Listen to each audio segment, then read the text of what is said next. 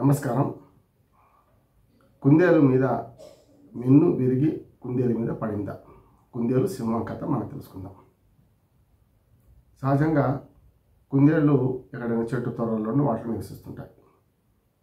బాగా పరిగెత్తుతాయి కూడా. మనం చూసాం గతంలో తాబేలు కుందేలు పరుగు పందెం అటువంటి కథలు విన్నాం మనం. ఒకనాడు చెట్టు త్వరలో కుందేలు నిద్రపోతుంది. కొబ్బరి చెట్టు త్వరలో పైన కొబ్బరి చెట్టు నుంచి ఒక కొబ్బరి కాయ ధడల్లేమని కింద పడింది. దాంతో ఉలిక్కిపడ్డ కుందేలు లేచి పైకి చూసింది. ఆకాశం వంక ఏమీ కనపడలేదు. కానీ ఆ మెన్ను విరిగి మీద పడుతుంది అని భ్రమించింది. దాంతో పరుగు తీస్తూ ఉంది. ఈ కుందేలు పరుగుతో ఎవరు సమానం కాదు కదా.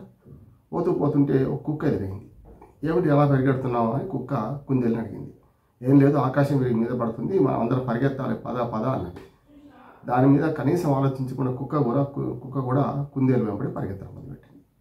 ఇట్లా తర్వాత పిల్లి, తర్వాత ఇతర జంతువులు ఒక్కొక్కటి కలుసుకుంటూ వచ్చినాయి. వాటన్నిటికి కూడా ఇప్పుడు కుందేలు సమాధానం చెప్పడం లేదు. కుందేలు ఎందుకు పరిగెడుతుంది అని కుక్కని అడిగితే కుక్క పిల్లికి, పిల్లి మరో జంతువుకు, ఇట్లా వరుసగా ఏ జంతువు ఎదురైతే చివరిగా విన్న జంతువు ఆ ఎదురుగా వచ్చిన జంతువుకు చెప్తుంది కుందేలు ఎందుకు పరిగెడుతుంది. కుందేలు వెనుక కుక్క, కుక్క వెనుక పిల్లి, పిల్లి వెనుక మేక, ఇట్లా ఒక్కరొక్కరు ఎందుకు పరిగెడుతున్నారు అనే విషయాన్ని చివర పరిగెత్తి జంతువు మొదటగా తనకు ఎదురుగా వచ్చిన జంతువుకు చెప్తుంది. ఇట్లా వరుసగా 10-20 జంతువులు ఒకరి వెంట ఒకరు ముందు కుందేలు, పరుగు పందెంలో కుందేలు ముందుంటుంది కదా, ఆ తర్వాత మిగతా అవన్నీ ఒగరుస్తూ కుందేలు వెంట పరిగెడుతున్నాయి. ఎక్కడికి పెడతారో తెలియదు, ఎందుకు పెడుతున్నారో తెలియదు, ఏం జరుగుతుందో అంతకంటే తెలియదు.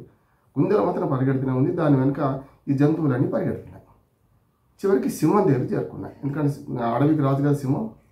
కనుక ఆ సింహం దగ్గర చేరుకున్న తర్వాత సింహం అందరిని పిలిచి ఏం జరిగింది, ఎందుకు పరిగెడుతున్నారు అనేది. చివరిగా ఏదైతే జంతువు పరిగెత్తిందో అది ఆగి రొప్పుతుంటూ మన మిన్ను విరిగి మీద పడుతుందట అన్నది. ఎవరు చెప్పారు నీకు అంటే చివరిగా పరిగెత్తే జంతువు అంతకుముందు తనకు కలిసిన జంతువు గురించి ఇట్లా చెప్పుకుంటూ మెల్లగా పిల్లి నుంచి కుక్క నుంచి కుందేలు వరకు వచ్చింది. అప్పుడు సింహం తాపిగా అడిగింది కుందేలు, అసలు ఎవరు చెప్పారు మిన్ను విరిగి మీద పడుతుంది అంటే, నాకే అనిపించింది, నేను చెట్టు త్వరలో పడుకున్నాను, పైనుంచి దబేలుమని పడ్డది. దాంతో పైకి చూస్తే ఆకాశం మాత్రం కనపడ్డది, ఏమి కనపడలేదు. కనుక ఆకాశం విరిగి నా మీద పడుతున్నట్టు అనిపించింది. నేను వెంటనే పరిగెత్తడం మొదలుపెట్టాను. మిగతా జంతువులన్నీ నా వెంట వచ్చి నేను చెప్పిన దాన్ని బట్టి. అంటే ఇవాళ పరిస్థితి సమాజం కూడా అట్లాగే ఉండదు. ఏమీ జరగలే. సింహం నవ్వి తాపిగా అన్నది ఏంటంటే, చెప్పేది ఓపికగా విని ఆ తర్వాత ఆలోచించి నిర్ణయాలు తీసుకోవాలి.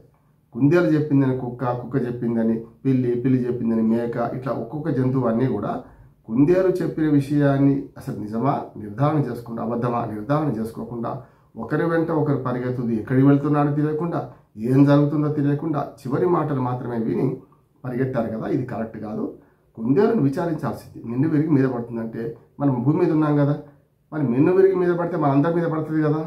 పరిగెత్తితే ఎంత దూరం పరిగెత్తినా భూమి మీద కదా పరిగెత్తేది. మనం మిన్ను విరిగితే మొత్తం అందరం చచ్చిపోతారు కదా. మరి అటువంటిది ఎందుకు పరిగెత్తారు కనీసం ఆలోచించకుండా అని ఆ జంతువులందరినీ రారాజు గత సింహం మందలించింది.